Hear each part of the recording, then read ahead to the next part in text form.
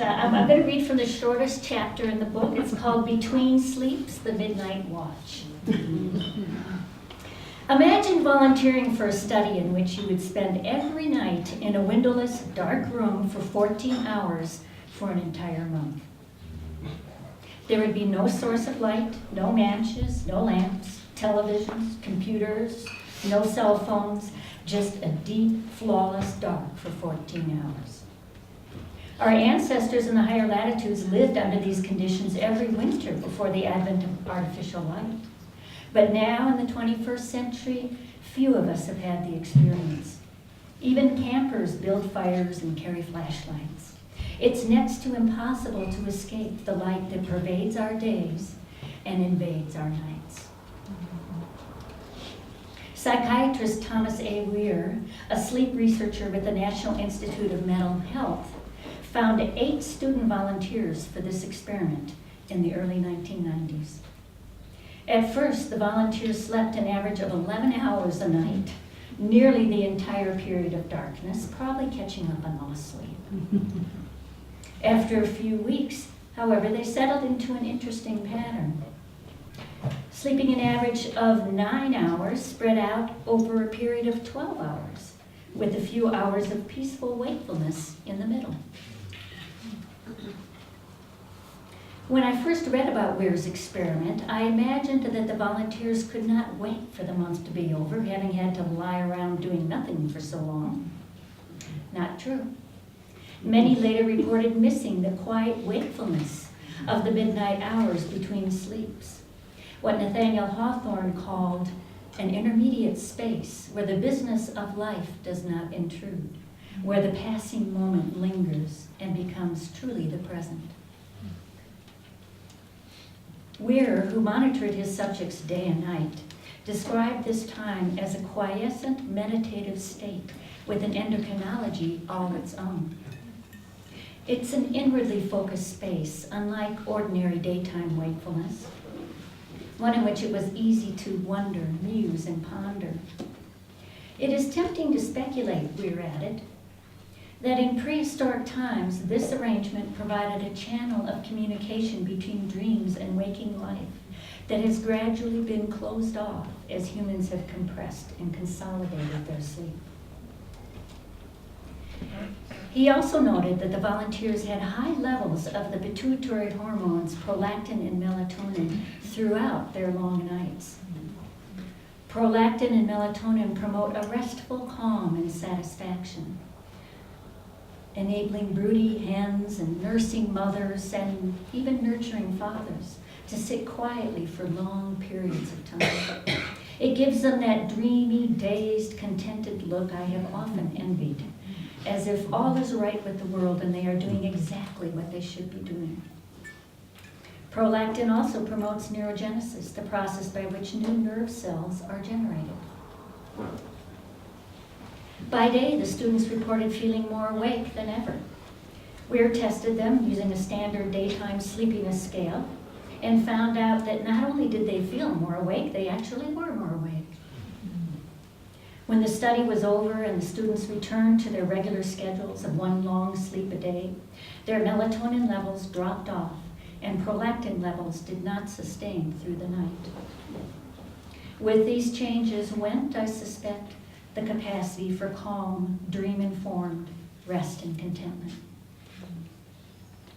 Comparative literature suggests that this pattern of sleeping more than once over 24 hours is the rule rather than the exception throughout the animal kingdom and among pre-industrial peoples. In warmer climates, a midday siesta replaces the first sleep. In northern climates with long, dark winters, both periods of sleep tend to occur at night, as they did in Weir's study. When researching sleep patterns in pre-modern Europe, historian Roger Eckert found frequent references to the first sleep and the second sleep, and the watch, quote unquote, between the two. Yes, our pre-industrial ancestors were in the habit of sleeping twice a night. Deep, slow wave sleep dominates the first half of the night, And unless we are unduly agitated by the events of the previous day or worried about the one to come, midnight spells of wakefulness can be remarkably peaceful, as if colored by the quiet, deep sleep that precedes them. People prone to such awakenings often read for a while, ponder a dream, or simply listen to the wind outside. Thoreau used to place a pen and a blank piece of paper under his pillow every night, and if he woke, he would write in the dark. Writer Brian Aldiss described the lucidity of these hours. It's at night, when perhaps we should be dreaming, that the mind is most clear, that we are most able to hold all our life in the palm of our skull. According to the Buddha Karita, a 2nd century poetic saga of Buddha's life, Buddha received his enlightenment during several night watches. Having destroyed disturbances of the mind and attained mental concentration, Buddha remembered all his past lives as if living them again during the first watch. On the second watch, he saw the workings of karma and reincarnation, and finally achieved enlightenment on the fourth watch of the night. Though the tale may be apocryphal, it speaks to an ancient understanding of the revelatory power that occasionally arrives between sleeps.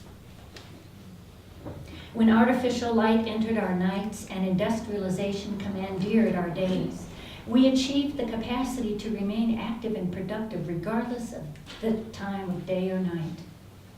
The borders of darkness no longer curtailed our lives, and we filled our hours with activity of one kind or another. By the 18th century, London's coffee houses and pleasure gardens were thronged with visitors all night, fueled by the influx of imported coffee and sugar. Still our favorite drugs. In the 21st century, the demands of round-the-clock commerce and accessibility continually turn our attention to the outside world at the expense of our private inner lives. By foregoing our historical habit of midnight waking in order to consolidate and shorten our sleep time, we may have lost our taste for restful reflection, dream awareness, and the pleasures of nocturnal life. Now, when people wake for 1 or 2 hours at night, they're apt to call it insomnia and ask their doctors for pills. The National Sleep Foundation's 2008 Sleep in America poll reported that 35% of Americans wake up in the middle of the night 3 or more times a week. Variously called middle of the night insomnia, sleep maintenance insomnia, or simply middle insomnia, periods of wakefulness at night make up the most common type of insomnia, if it is even appropriate to use that label. An alternative explanation, noted Weir, could be that a natural pattern of human sleep is breaking through into an artificial world in which it seems unfamiliar and unwelcome. One of the interesting facts about aging is that sleep tends to become more broken, as if reverting back to this ancient pattern. By age 50, many women and men are up in the night for a while, much to the frustration of those who maintain demanding work and family lives by day. People in their 70s and 80s often slip into afternoon naps to make up for the loss. As a result, the elderly spend more time between waking and sleeping, which could contribute to the confusion that often accompanies our later years, but may also allow more time for the interior activities of reflection and imagination. When a friend of mine in his early 80s heard that I was working on a book about sleep, he told me that he sleeps less as he gets older, but spends more and more time in quiet contemplation. He considers it a spiritual practice required by the conditions of aging.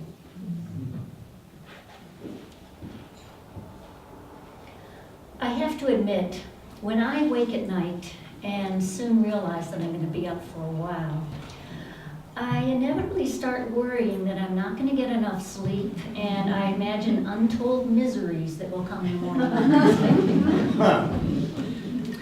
Years ago, in the middle of one of those nights, I convinced myself that I had pancreatic cancer because I felt an unusual pain in my abdomen.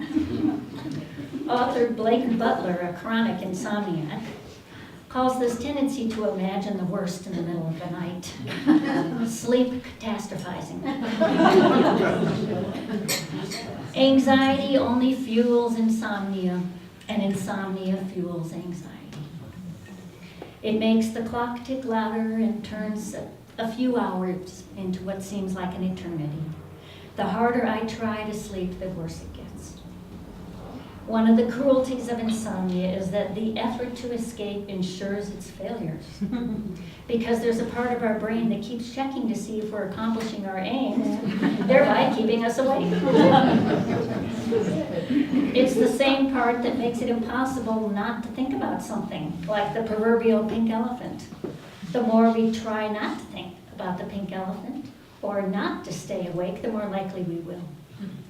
It's a vicious cycle, a losing battle. We might as well give up, let go of our distress over being awake, and see what happens. After all, our expectations of falling asleep quickly and sleeping straight through 7 or 8 hours may simply be artifacts of chronic sleep deprivation and artificial light, as Weir himself came to believe.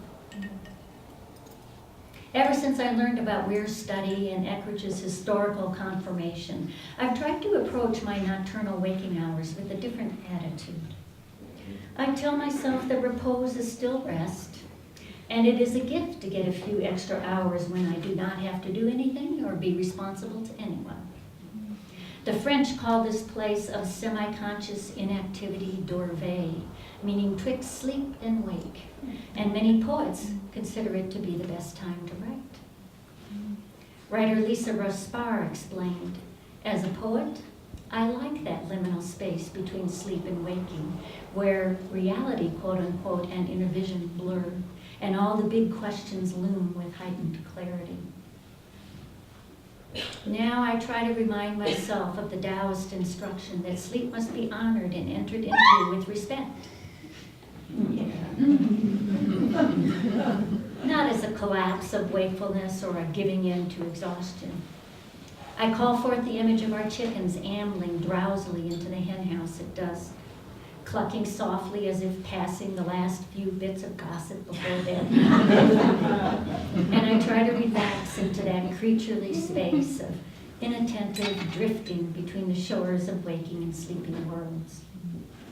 Sometimes I throw out a topic to ponder, like flinging a stone into water, and watch what unfolds. I might consider a dream image, or start a letter in my mind, or remember what it was like to sit in the shallow waters of the Caribbean, and then inevitably lose track of what I was thinking. The next thing I know, I'm waking up to another day.